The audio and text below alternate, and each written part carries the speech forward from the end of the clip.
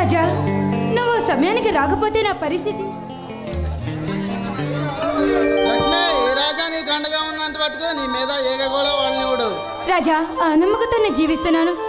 అది సరే గానీ రాజా, నువ్వు ఎప్పుడు ఇంతే వస్తున్న టైంకి అసలు రానే రావు. లక్ష్మి, హాస్పిటల్లో పేషెంట్లు చూసుకుని వచ్చేదానికి ఈ టైం అయింది. నీకెప్పుడు పేషెంట్లు గొడవే. ఈ ప్రేమించిన ప్రియురాలి ధ్యాస కాస్త ఉందా నీకు? లక్ష్మి, నువ్వు నా గుండెల గుడిలో వెలిసిన అనురాగ దేవతవి. రాజా, ఆ నమ్మకంతోనే జీవిస్తున్నాను. చిన్నతనంలోనే తల్లిదండ్రులు కోల్పోయిన నన్ను నువ్వు దగ్గర తీసిన దేవుడివి. నువ్వు నీ స్థాయికి కూడా నేను పనికిరాని దాన్ని నీ గుండెల గృహలో నన్ను భద్రంగా దాచినందుకు నిజంగా నేను అదృష్టవంతురాలి. లక్ష్మి, నువ్వు నాకు దొరకడం ఎంతో అదృష్టం.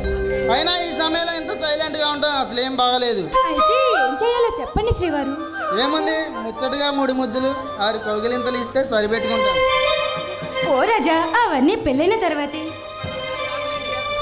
అప్పటిదాకా నేను ఆగలేను డియర్.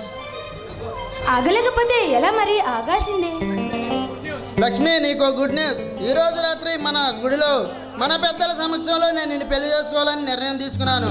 ఆ విషయం చెప్పడానికే ఇక్కడికి వచ్చాను. నిజంగానా రాజా? ఎంత శుభవార్త చెప్పావు. ఈ రోజు కోసమే ఎన్నాళ్ళుగా ఎదురు చూస్తున్నానో తెలుసా? ఈ రోజు నాకు చాలా సంతోషంగా ఉంది. ఎదురు చూస్తూ ఉంటామేనా, ఏదైనా ఇచ్చేది ఉందా? అబ్బో, మీకు ఇవ్వటానికి నా దగ్గరే ఉంది. ఇవ్వాలే కానీ ఏదైనా ఇవ్వచ్చు. ఓ రాజా. అమ్మో, అమ్మాయి గారు సిగ్గుమొగ్గలా తయారయ్యారు. ఇంతకన్నా అవకాశం మరొకటి దొరకదు.